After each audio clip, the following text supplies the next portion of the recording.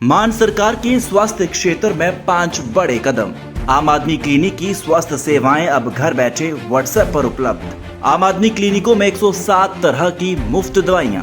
आम आदमी क्लिनिकों में 47 तरह के मुफ्त टेस्ट। आम आदमी क्लिनिकों में एंटी रेबीज का मुफ्त टीका। आम आदमी क्लिनिकों में गर्भवती महिलाओं का मुफ्त इलाज। यही है नया पंजाब, जहां इलाज भी मुफ्त और मान सम्मान भी पूरा, क्योंकि लोगों की सेहत है सरकार की जिम्मेदारी। अस्सलाम वालेकुम नाज़रीन, गजा की जंग ने इजराइल को अंदर से ही चूर चूर कर दिया है। 18 सिपाही आत्महत्या कर चुके हैं, हजारों पीटीएसडी का शिकार है। रिजर्व फौजी ड्यूटी छोड़कर भाग रहे हैं और आर्मी सियासत पर भरोसा खो चुकी है। मगर नेतन्याहू अपनी जिद में अंधा होकर गजा पर मुकम्मल कब्जे करने की तैयारी कर रहा है, जबकि ट्रंप तक कह रहा है कि इजराइल हार रहा है अपनी आलमी इज्जत। नाजरीन, ये जंग अब इजराइल के लिए भी बर्बादी का सबब बन चुकी है। जहां पहली खबर देखिए, गजा जंग का असर, इजरायली फौज के 18 सिपाहियों ने गजा में खुदकुशी की। गजा पर जारी इजराइल की जंग अब सिर्फ फलस्तीनियों के लिए नहीं, बल्कि इजरायली फौज के लिए भी एक बड़ा बोझ बन चुकी है। ताज़ा रिपोर्ट के मुताबिक आज एक सिपाही जो गोलानी ब्रिगेड में तैनात था, उसने नॉर्दर्न इजराइल की मिलिट्री बेस में खुदकुशी कर ली। इस तरह साल 2025 की शुरुआत से अब तक 50 इजरायली सिपाही अपनी जान ले चुके हैं गजा जंग के दौरान। जिसमें इन खुदकुशी का मामला क्यों बढ़ रहा है? इजरायली ब्रॉडकास्ट अथॉरिटी ने बताया कि रेगुलर सर्विस से था, जो बसे में अंदर ही मुर्दा पाया गया। पुलिस मिलिट्री ने जांच शुरू कर दी है, मगर वाक़े के पीछे की अब तक साफ नहीं हो पाई है। जिसमें बढ़ती ट्रेजेडी, ये कोई इकलौती घटना नहीं है। 2 हफ्ते पहले भी रिजर्व कैप्टन यूसुफ हाइम ने 28 को मुर्दा पाया गया। इसी महीने में 401 आर्म्ड ब्रिगेड का जाबाज रोई ने भी अपनी जान ले ली थी। वजह गजा जंग के खौफनाक मंजर है। सिर्फ जुलाई 2025 में ही तकरीबन 12 सिपाही खुदकुशी कर चुके हैं, जिसका पहलू भी निकल करके सामने आया है। पीटीएसडी और मनोवैज्ञानिक बोझ।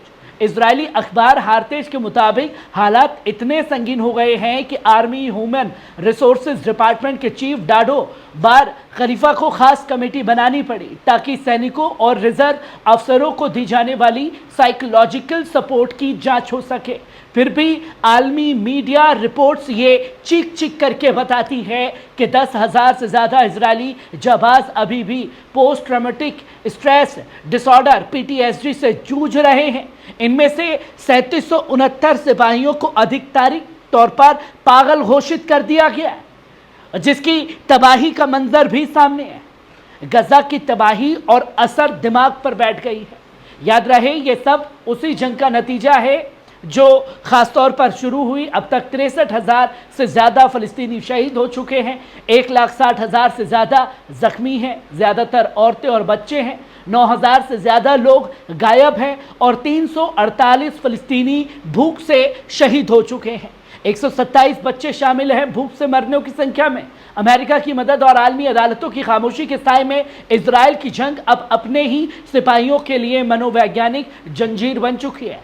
नाज़रीन, गजा की मिट्टी से उठती चीखें सिर्फ फ़लस्तीनियों की कब्रें नहीं बना रही, बल्कि इजरायली फ़ौज के जाबाज भी उसी बोझ तले दम तोड़ रहे हैं। सवाल ये है कि क्या ये खुदकुशी इजरायली हुकूमत को रोक पाएगी, या फिर गजा का खून बहता रहेगा और इजराइल के सिपाही एक एक कर अपने ही हाथों से अपनी ज़िंदगी को ख़त्म करते चले जाएंगे। दोस्तों, ये गजा की जंग का असल चेहरा है, जो आज इजराइल के अंदर से भी सामने आ रही है। और सिर्फ यही नहीं, बल्कि आप दूसरी खबर देखिए। गजा जंग के दौरान रिजर्व फौज लड़ाई छेड़ रही है। तकरीबन 50 से ज़्यादा रिजर्व सैनिक जंग छोड़ करके भाग चुके हैं। जंग अब अपने ही सिपाहियों के लिए बोझ बन गई है, बर्बादी बन चुकी है। वॉल स्ट्रीट जर्नल की रिपोर्ट के मुताबिक इजरायली आर्मी आजकल रिजर्व सिपाहियों के जमा करने के लिए जद्दोजहद कर रही है, क्योंकि बहुत से फौजी अब सेवा छोड़ चुके हैं। उनका साफ कहना है कि गजा नहीं जाएंगे, जिसका पहलू भी निकल करके सामने आया। रिजर्व फौजियों का इनकार है तकरीबन 50 से ज्यादा इजरायली फौजी और अफसरों ने कहा है कि उन्होंने गजा में किए जा रहे गैर इंसानी सलूक की वजह से ड्यूटी छोड़ दी है, वो अब नहीं आएंगे। उनका कहना है कि हमास को गोरिल्ला जंग में हराना नामुमकिन है और हम 2 साल से कई मोर्चों पर थक चुके हैं। सोचिए नाज़रीन, अब आर्मी व्हाट्सएप ग्रुप्स पर यूनिवर्सिटी स्टूडेंट्स को मैसेज करके कहे हमें स्नाइपर्स और मेडिकल स्टाफ चाहिए, तो समझ लीजिए इजरायली फौज का हाल कितना खराब है। क्योंकि आप अगर एक आंकड़ा देखें, इजरायली फौजियों के मरने वालों की संख्या, उनकी उम्र महज 13 साल से लेकर के 19 साल है। इजरायली हुयूम के इंटरनल डॉक्यूमेंट छापा जिसमें साफ लिखा है कि इजरायली आर्मी के पास गजा जंग में जीत की कोई बुनियादी स्ट्रेटजी नहीं है।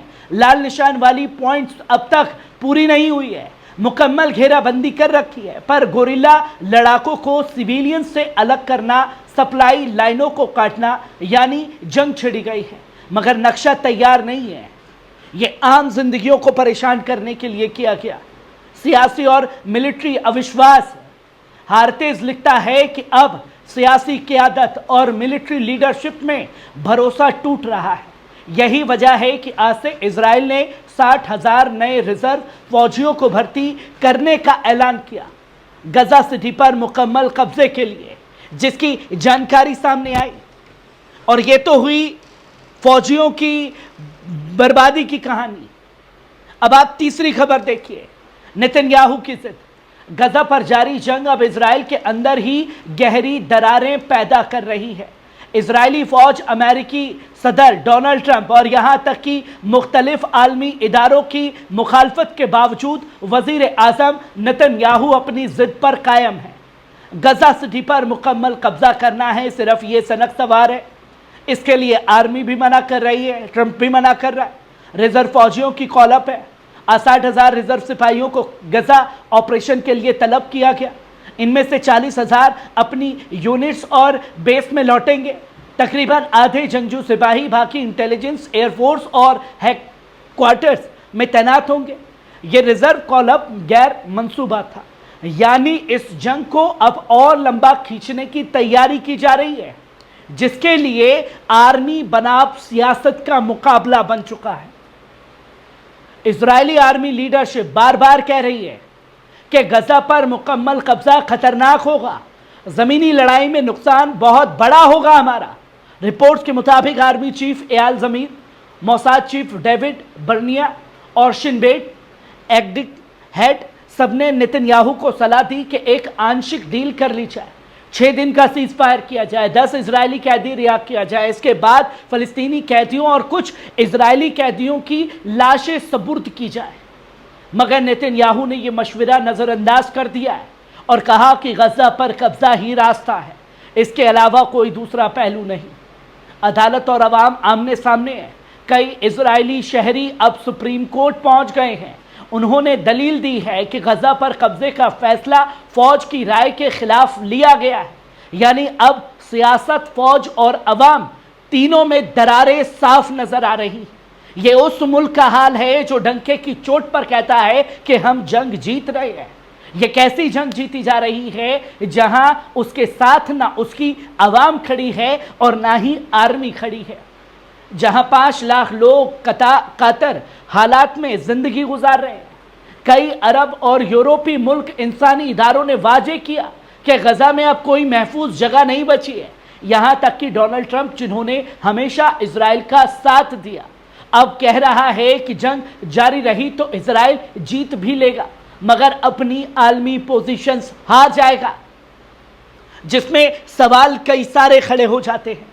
नाजरीन, गजा का शिद्दत भरा मंजर, जहां बच्चे भूख से मर रहे हैं, औरतें बेघर हैं और शहर खंडर में बदल चुका है, उस पर मुकम्मल कब्जा करना न सिर्फ इंसानियत बल्कि इजराइल की अपनी सियासी और फौजी हकीकत के लिए भी खुदकुशी साबित हो सकता है।